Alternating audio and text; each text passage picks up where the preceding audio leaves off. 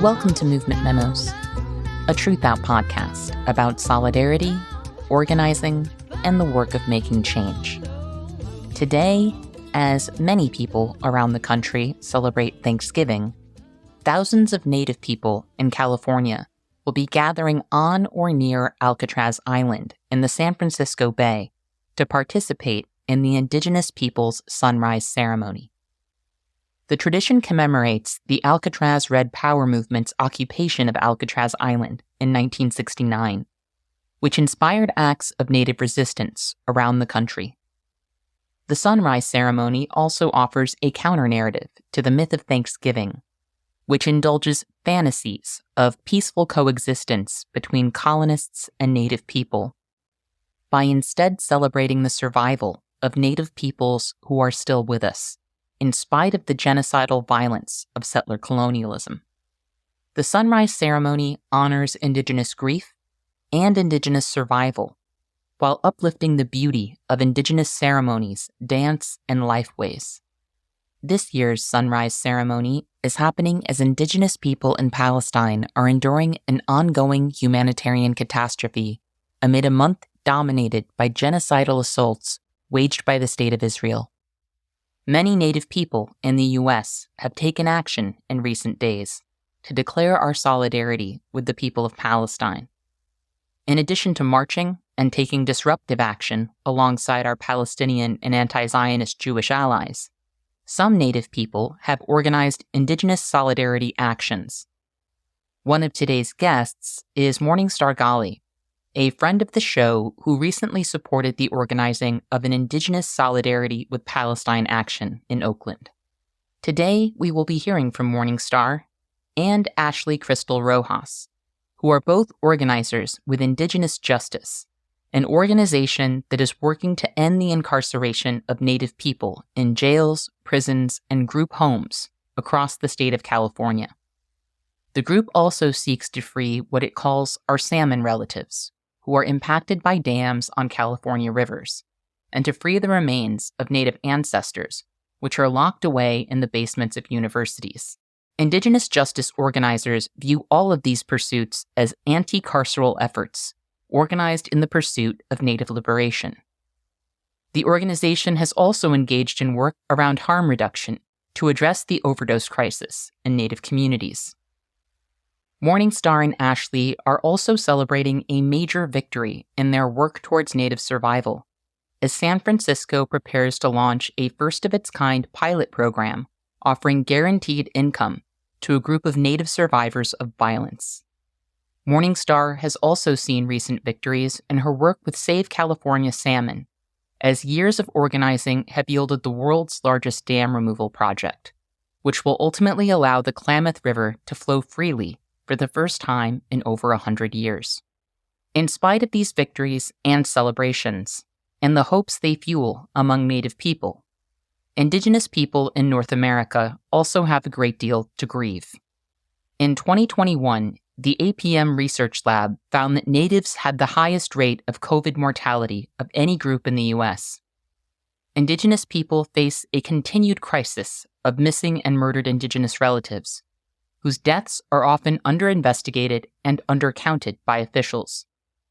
Amid a national overdose crisis, Indigenous people also experienced the highest rates of overdose deaths in 2020 and 2021. In fact, shortly before we recorded this conversation, Morningstar shared with me that she was grieving the loss of a young person in her community who died due to a fentanyl overdose. The high rates of addiction and premature death in Native communities can likely be attributed, in part, to the fact that 1 in 4 Native people lives in poverty, the highest rate of any group in the United States. All of this suffering, along with the high rates of incarceration and family policing that Native people experience, can be tied to the violence of settler colonialism. Fortunately, our continued existence is evidence that we have the capacity to survive and defy the violence of settler colonialism. Today, we are going to talk about some of the work Morningstar and Ashley are doing to help Native people survive and defy that violence, and to make another world possible for Native people and for us all. If you appreciate this episode, you can support Movement Memos by signing up for TruthOut's mailing list or by making a donation on our website at truthouts.org. TruthOut is a union shop and a reader and listener-funded organization, and we can't do this work without you. So thank you for believing in us and for all that you do. And with that, I hope you enjoy the show.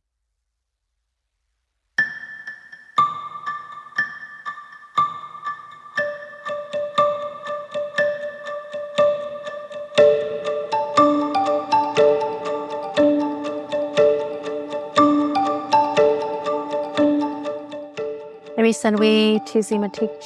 Thank you so much for having us on again for Movement Memos. My name is Morningstar Gali. I am a member of the Ajumawi Band of the Pit River Tribe. We are located in Northeastern California. I currently serve as Executive Director of Indigenous Justice, which is a new role with our organization. For the past 15 years, I have been serving as the California Tribal Liaison with the International Indian Treaty Council, and then also work with Save California Salmon. My pronouns are we, ours, and I also use she, her interchangeably. My name is Ashley Crystal Rojas. I, she, they, or ella pronouns, and I have the super huge privilege of serving under Morningstar Gali at Indigenous Justice. I am a policy director and leading programs and operations. And for the past 10 years, I have served my community through adolescent health and adolescent community organizing, youth organizing, with a particular emphasis on multi-system impacted young people impacted by incarceration, foster care, and other systems of oppression, with lots of work in the school to prison pipeline area. And my particular favorite scope of work has to do with substance use and harm reduction and mental health and healing.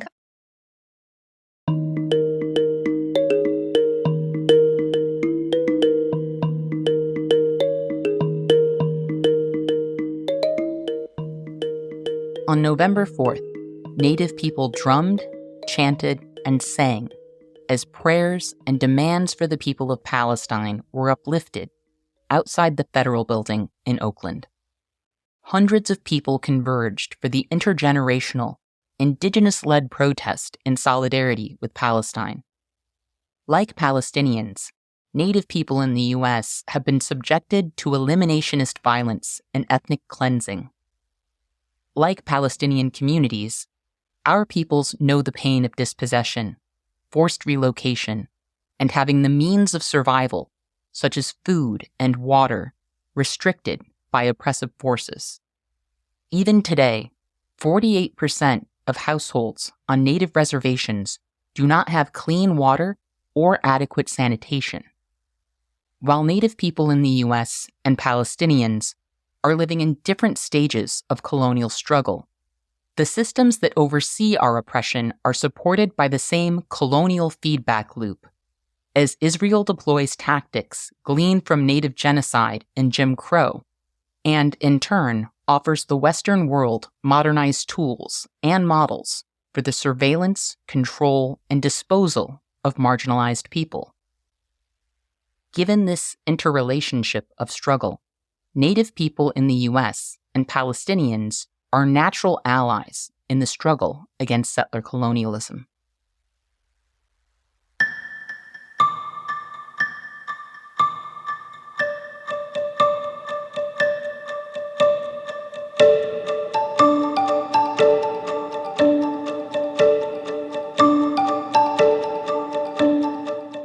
It was really an honor to support in the organizing for that rally.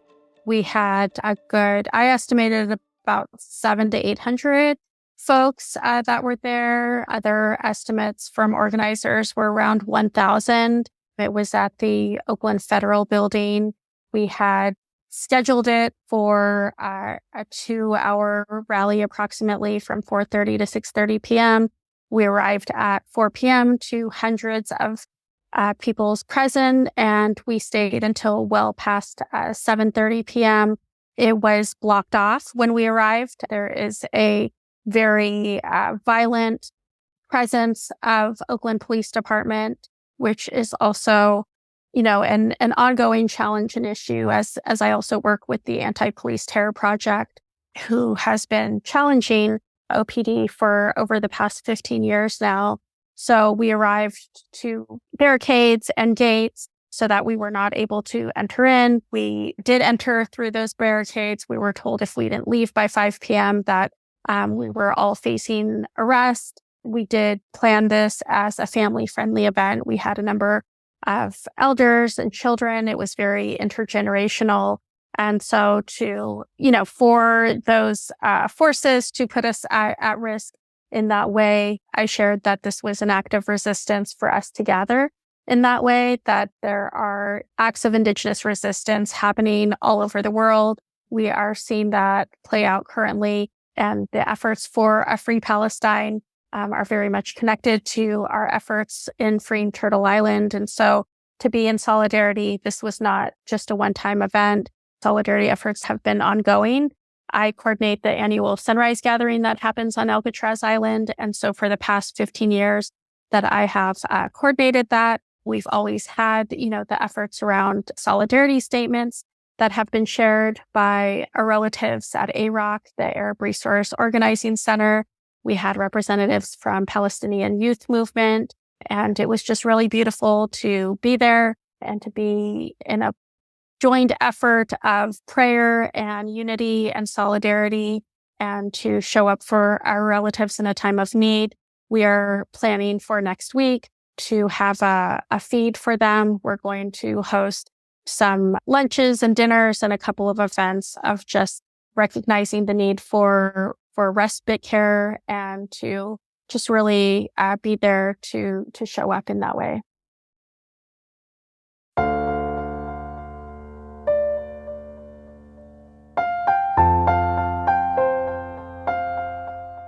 I would just say that as an Indigenous community in California on Turtle Island, we understand and have been surviving the same systems that Palestinians have been struggling against for the last 75 years in their liberation fight. Settler colonialism, global racial capitalism, and the visceral way that social media and media has brought the Palestinian fight forward and allowed us to see what genocide looks like in progress, right? Like in front of our eyes, co-signed by Western powers, by the United States and other folks who are not only funding, but championing a genocide. It's inarguable that we have to stand in solidarity with Palestine in this moment. As Morningstar said, the action that was hosted was intergenerational. We had elders. They're providing not only medicine through song and drumming, but in the narrative of their understanding of what it means to survive and what it means to fight for your existence, to fight for your visibility, and to fight for your truth to be told. I read somewhere that Palestine is freeing us in this moment, and it's providing us a lot of opportunity to lift up the structural harms that have been caused globally through settler colonialism, and as a global community stand up against these forces as they attempt to not only force a narrative, but completely decimate families, children, communities, bloodlines, cultures, so that they can take claim to land. We know that land back is a fight for us here, and it means land back everywhere, land back for Indigenous people across the globe.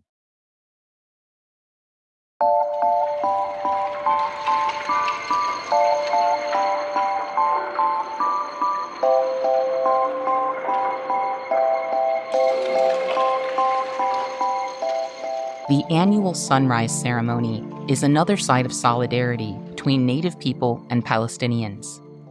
It's also an important example of the ways in which Native people have reclaimed this holiday and created our own traditions around remembrance, togetherness, grief, and celebration.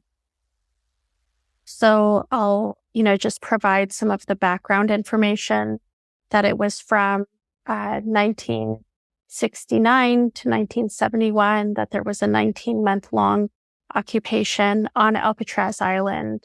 Just as Ashley mentioned, the conditions that our relatives in Palestine are faced with today in terms of not having access to clean drinking water, not having food systems, having the ongoing human rights violations, that these were conditions that our relatives were facing 50 plus years ago. And so making that connection and understanding that when our communities are not able to survive under conditions of being afforded basic human rights and the right to food, the right to drinking water, the right to housing and education, that's when these efforts of organizing take place. And so the 19-month-long occupation of Alcatraz, it's Lene Dvorak that says Alcatraz is the spark that lit the flame of Indigenous resistance. And so when we're talking about land back movements, when we're talking about Indigenous resistance movements, we saw it all across the country in terms of those efforts to reclaim land and reclaim what was ours to begin with. And so it was probably in 1975 when there were honorings of this occupation that took place. And so it was a sunrise gathering. It's how I received my name through the ongoing sunrise gatherings that were led by Bill Wapapa.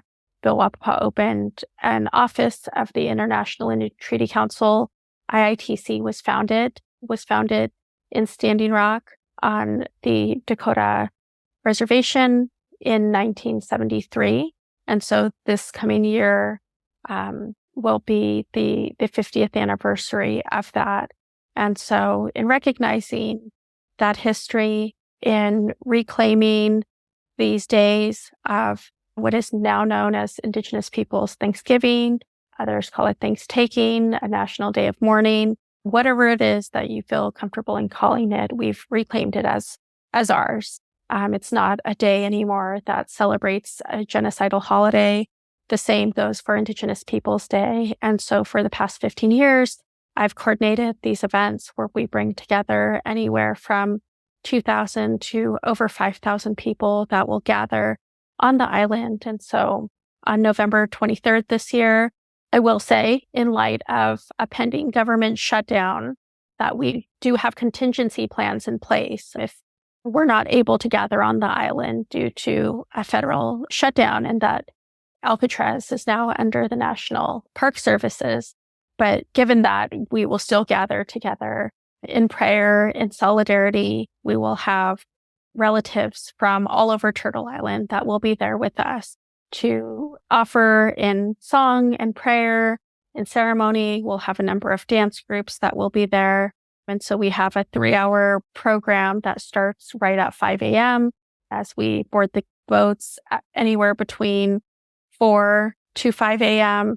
We transport over 5,000 people to Alcatraz Island, and we will gather there and at the Sacred Fire offer those songs and prayers. It is very much, again, an act of resistance. It's an act of celebration. It's an act of ceremony in the opportunity to gather together in that way and just help to debunk not only the myth of Thanksgiving, but to join together in a way that is prayerful and is healing for our community, for our families, and for us individually.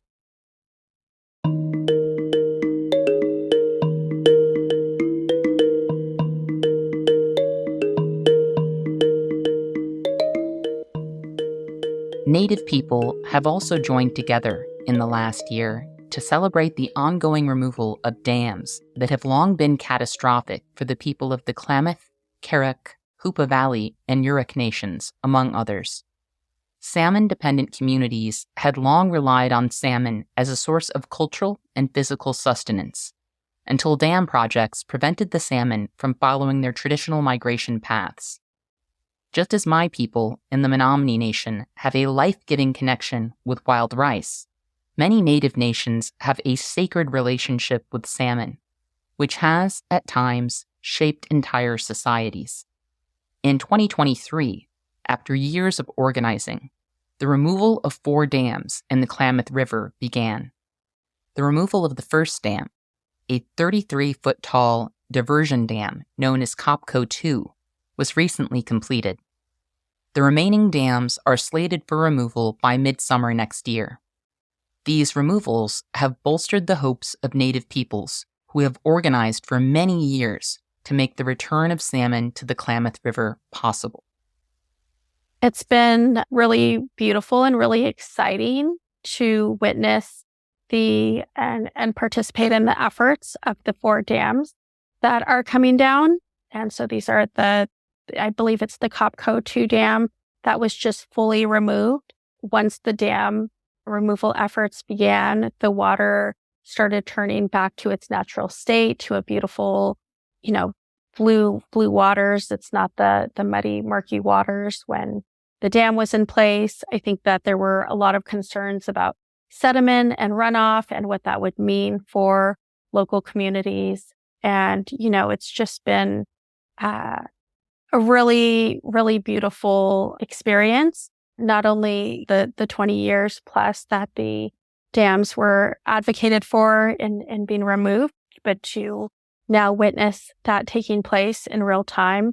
I'll also share that the Yurok tribe put out a statement of solidarity and support in support of Palestine and calling for a ceasefire.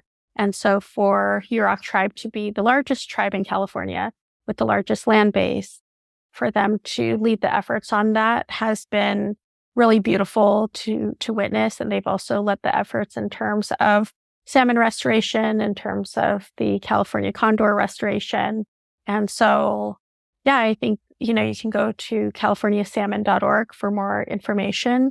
But we have some really amazing youth organizers and just really great education that's taking place around salmon restoration and dam removal efforts. There's this symbiotic relationship with the salmon. And so not having the salmon in our river, in the Pitt River, for over 100 years now has created not only physical health effects of high diabetes rates or the lack of access to traditional foods. Salmon was such a big part of our traditional foods and subsistence. But taking my kids out there, taking all of our kids out there to learn how to clear out the fish traps, to learn, what it means to row and steer a traditional canoe.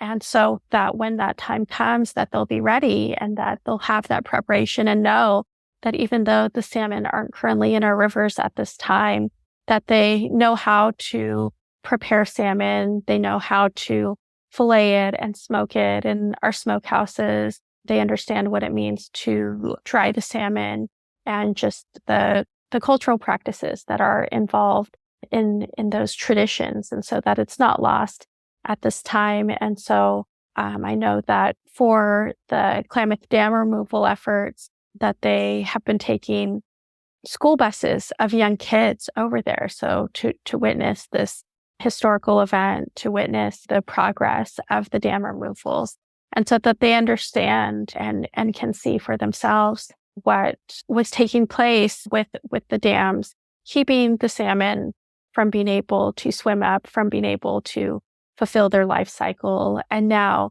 having our rivers free, having the land free in that sense, what it means to go back and all of the propagation for planting the native plant species that were once there and what that repair looks like.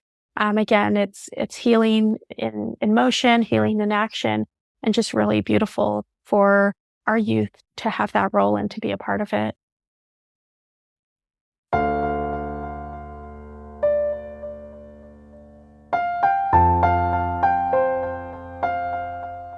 Another project that could be described as healing in action is a pilot program that Morningstar and Ashley have worked toward that will bring a guaranteed income to some Indigenous survivors of violence in the county of San Francisco.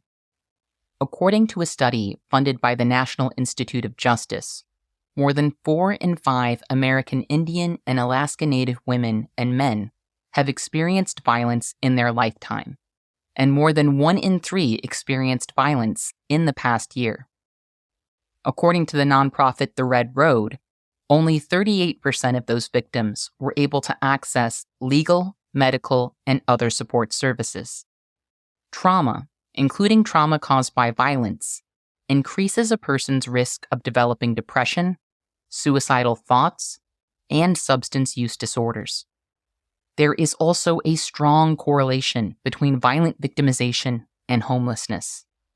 Having repeatedly witnessed cycles of trauma, psychological struggle, housing instability, and substance use, Morningstar and Ashley believe that Indigenous survivors of violence are desperately under-resourced.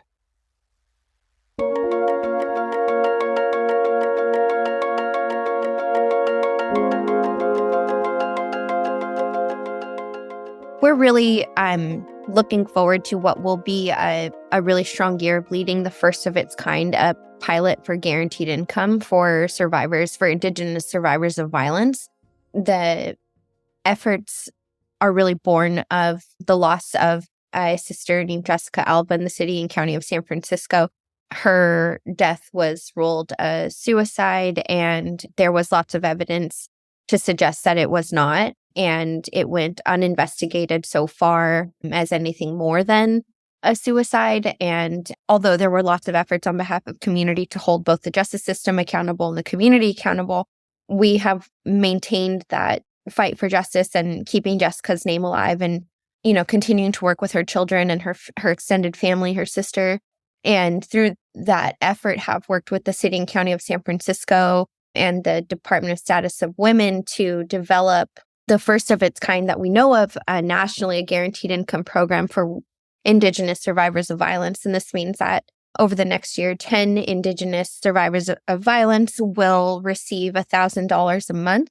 And it really is an example of what it looks like to invest in folks' wholeness journey, their wellness journey, to continue to build bridges to cultural strengths, to ceremony, to community, and to resource folks. And this is resource without agenda. We're not dictating how they can spend this money. This is about meeting their needs and trusting them to know their needs and to know how to take good care of themselves and of others, and just being there as supports. We're really excited for this because it really is an example of what it means to show up for people outside of punishment strategies that might look like care, but just reinforce colonial harm, right? We're not mandating that folks go to treatment. We're not mandating that folks are sober. We're not mandating anything other than, a request that we be in relationship with one another, that we can continue to take good care of each other, that we can continue to walk together as everybody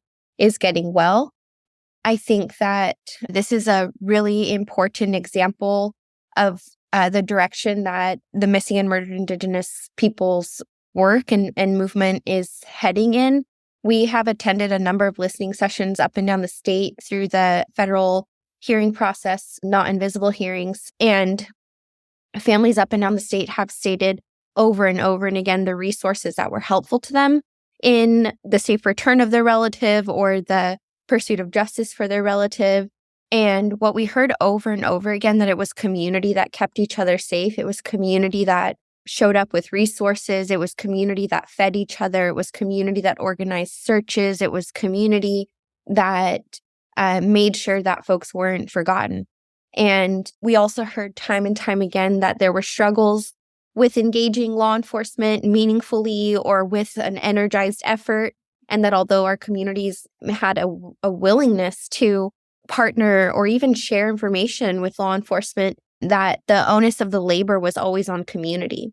And so what we hope to continue to build evidence for and to continue to reinforce, which we already know, right, is that we've got each other, and that when we make our community safer, we can keep each other safer.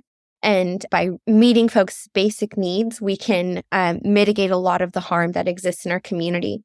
Whether that's DV, IPV, substance use, etc., any of the ancillary issues that impact the safety of our relatives. We know that it's by building a stronger community that we can keep each other safe. And so we're really looking forward to this pilot project and the way that we will hopefully be able to mobilize other folks to further invest into this project so we can engage more families, more survivors, because people want to be well and can be well. They just need that support, and they need that loving reminder that we're willing to walk with you for as long as it takes, and that we trust you and that we love you.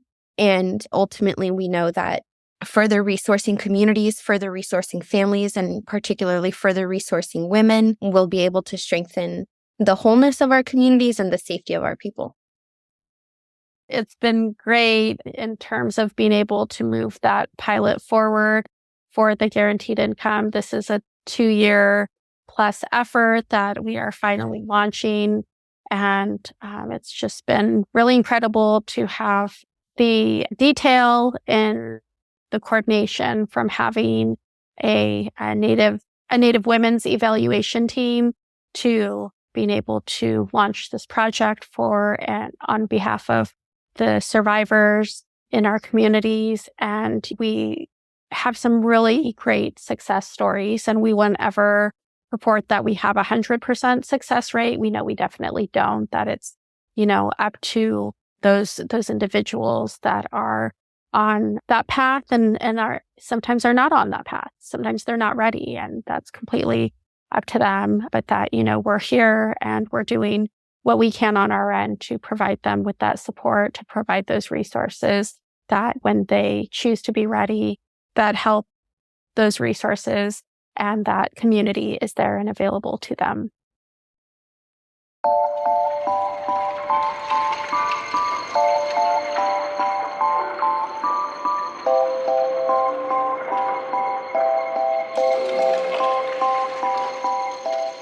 As a youth organizer and now as a policy director at Indigenous Justice, Ashley has done a great deal of work around harm reduction. With so many Native people dying of overdoses, this work has never been more critical. Harm reductionists work to keep people who use substances or who engage in other stigmatized activities safe and alive, without judgment. While some people characterize such efforts as enabling drug use, the fact is, harm reduction enables survival, and ultimately, it is survival that makes healing possible. I think I definitely want to shout out Arlene Brown, who's been leading a lot of harm reduction work in Native communities. We've recently been working with Arlene and the Harm Reduction Coalition, harmreduction.org, and Arlene and the coalition have developed a Native harm reduction toolkit, really looking at shifting the narrative, but really shifting some values and norms around substance use. We know that the presence of these substances in our communities have been a colonial strategy to further erode our communities, our family structures, our men and women, our elders, right, to really break that lineage and as a weapon of genocide and cultural death. And so there are a lot of well-meaning, but perhaps outdated sentiments around substance use. I myself am sober after a late adolescence and early 20s of really experimenting a lot with substance use, both as a trauma response and as, a social norm. But having harm reduction to really sort of keep me tethered to a community, keep me tethered to wellness as I made my way to my sobriety, and understanding that my sobriety is a sacred gift, not just to myself, but to my elders, to my community, to my ancestors. But what I think we forget is that it's a long and very personal and also collective journey to get to that point. And not everybody is going to get there. And we don't, frankly, have the resources available to everybody for everybody to get well super quick. And I think that sometimes we've also absorbed a lot of colonial punishment strategies, like zero tolerance strategies, and that aren't really of our communities, but that we've absorbed also from a place of trauma. And the hope is that we can bring more folks in to understand that harm reduction isn't about co-signing or encouraging substance use, right? But it's about telling people that we love them deeply. We want them to be alive. And again, that we're willing to walk with them for as long as it takes as they navigate that journey, ideally as we further resource them to be able to respond to the conditions impacting them, but that our culture, our community, our life ways, our ceremonies, our elders, that's the solution, that's the medicine. And we've just got to lean into that more than we push folks away, so they know they can always come home. And so I think the hope is that we can get more of our elders, more of our leadership to understand harm reduction as that loving welcome into community that really does save lives, and not so much as a yes to all drugs. And I think particularly with the way in which cannabis has shifted in the last couple of years in California, we have a lot of tribes engaging in cannabis production, distribution, sales, etc., which really shifts a lot of the understanding around substance use. And young people in particular need a really clear and complete message around substance use, especially if they're navigating the presence of these substances in their communities and also shifting norms around use. We've got to be able to keep the door open, because what matters most is the relationships. I'll just add that, as Ashley mentioned, there's a lot of campaigns that are currently taking place that are outright, they're explicit and saying get drugs off the res, but they're talking about cannabis, and cannabis isn't causing, no one's dying off of cannabis use, no matter how we want to debate it, and the policies and politics around it. People aren't dying off of cannabis use. And so being very mindful and intentional around what that means for our young people. I've just come back from serving a term as vice chairperson for my tribe, for Pitt River tribe, and there was just a lot of education that was needed, and that I tried myself to support when we have 55 plus youth dependency cases, when we recognize that there are generations of family members that have been severely impacted by substance use, that having the accessibility of fentanyl test strips, having the accessibility of Narcan, having readily available what can save a life for our young people, especially, that are so much at risk. Like, we all know that it's so widespread, right? But that, what is being done in those preventive measures, what is being done for us to be proactive in that way. And just as Ashley mentioned, not pushing our young people away. I know that turns into, these political and philosophical debates around welcoming folks in ceremony with zero tolerance policies. But understanding that having that access to ceremony, having that access to cultural teachings, having that access to learning our language, like, these are all preventative measures and ways that are helping to keep our young people alive, that are helping to keep an entire generation alive at this time. We see it through our organizing efforts with Save California Salmon. We see it through the cultural opportunities and in the teachings and in that access to ceremony that is provided. And so really being able to navigate that in a way that is both respectful to what is taking place, but also understanding that there is such a crisis at this time, that there's been a couple of tribes throughout California, Yurok tribe, Round Valley tribe, for example, that have issued state of emergencies around MMIW, that have issued state of emergencies around use of opiates. And so what that means in terms of just, again, providing that education that is not punitive in that way, and really removes those barriers and those challenges in what people's belief is around substance use and the measures that are needed in terms of accessibility to not only treatment, but also those preventative measures in place.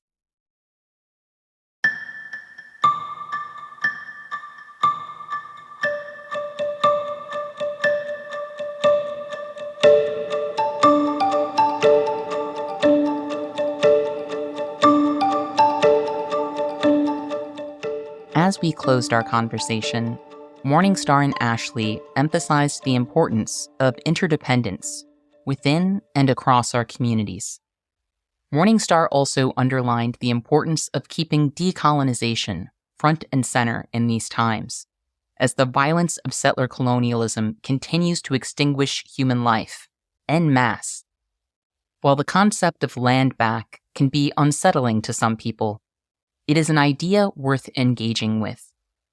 If you're a white person who fears that land back means you would be forced out, I urge you to consider that dispossession and the reappropriation of land without regard for people's lives or well-being, or with the express aim of terminating those people, is at the heart of the society you presently inhabit. It is this system that hangs the threat of dispossession over all our heads, as many of us are one accident or financial setback away from an eviction or a foreclosure.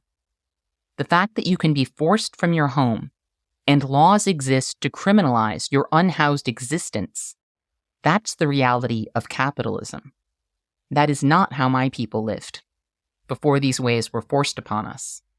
Land back is about Indigenous stewardship, which many scientists agree is our best chance for collective survival in an era of climate chaos. Though you will undoubtedly encounter differing explanations of land back from different people, I appreciate the words of B. Toasty Oster, who wrote, "The land back movement is less about a mass real estate transaction than it is about sovereignty, recognition of treaties, and ultimately the abolition of the United States concept of real estate altogether.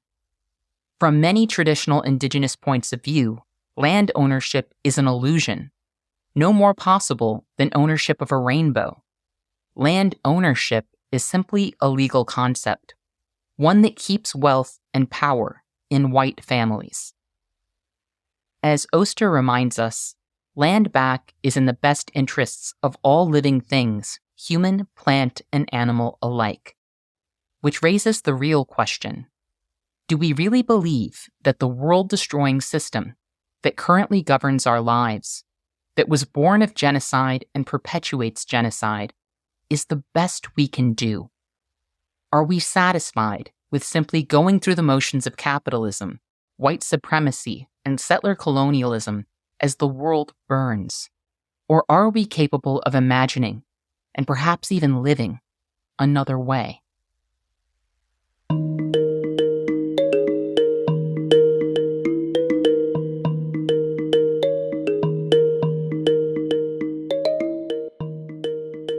I think that it's important to kind of just keep at the forefront the discussions around land back. Land back includes Palestine, as was mentioned earlier, and what it really means to just be in community in this moment, to be there for one another, to show up for one another. I mentioned earlier that we are navigating the loss of a young person, and on our end, of course, there's a lot of feelings and emotions, just trying to navigate through our grief and feeling that we could have done more.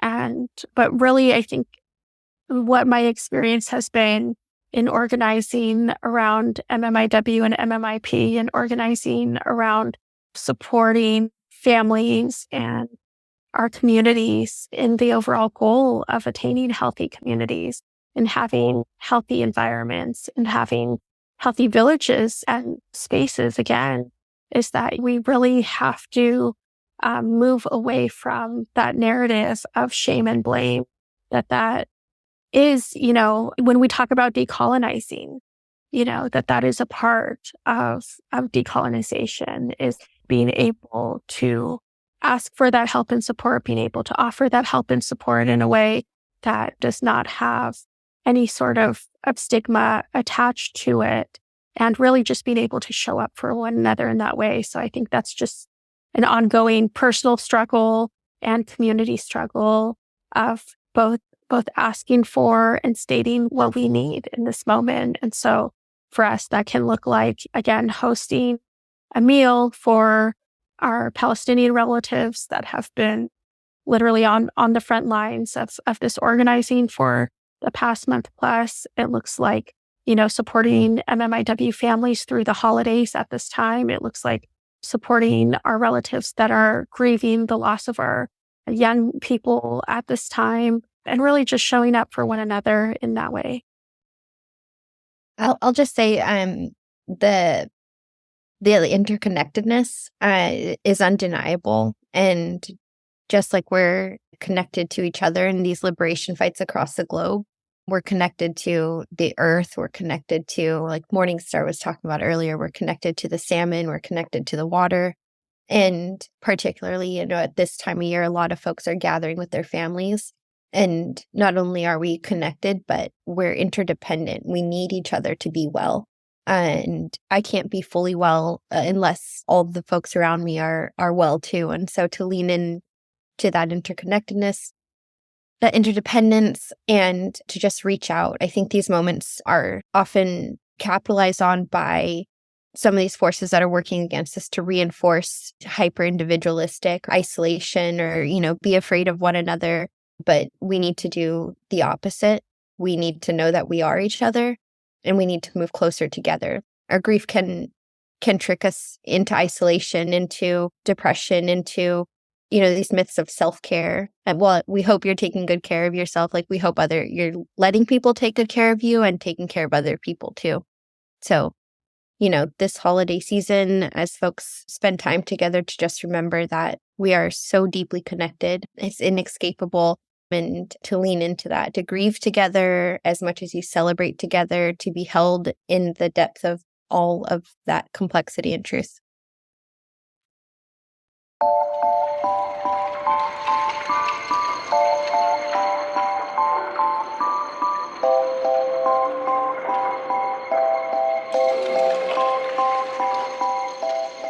I want to thank Ashley and Morningstar for joining me today, and for all of the important work they do. I hope those of you listening and reading learned something new from this conversation, and that you will consider Morningstar and Ashley's words as you move through the holiday weekend, however you mark this day. In my home, we will be eating takeout today and watching Star Trek Deep Space Nine with a couple of dear friends. I hope that you too are able to share this day with people you care about, that your needs are met, and that you are held in both your grief and your joy. I hope we can all practice gratitude and appreciate our interdependence today and every day. I also hope that we can all find the courage to step outside of our comfort zones and challenge injustice wherever we find it, and fight for a more just and livable world. From California to Palestine and beyond, may we all do what we can to challenge the violence of settler colonialism and to defend life and those who nurture it. I will also be fundraising this weekend to support Native causes that I believe in, including survival stipends for Indigenous organizers. So if you want to support those efforts, be sure to check the show notes of this episode for more information. I also want to thank our listeners for joining us today. And remember, our best defense against cynicism is to do good and to remember that the good we do matters. Until next time, I'll see you in the streets.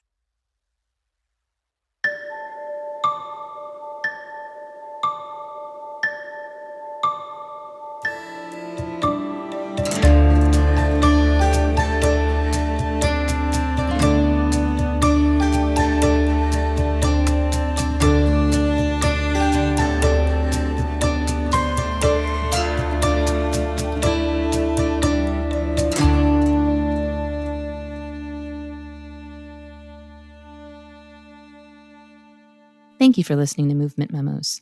This show wouldn't exist if it weren't for TRUTHOUT, and TRUTHOUT's independent news and commentary wouldn't exist without listeners and readers like you. We have no paywalls, no corporate sponsors, and no ads, except for fundraising appeals like this one. So if you can and would like to support our work, please consider dropping by truthout.org to make a donation today.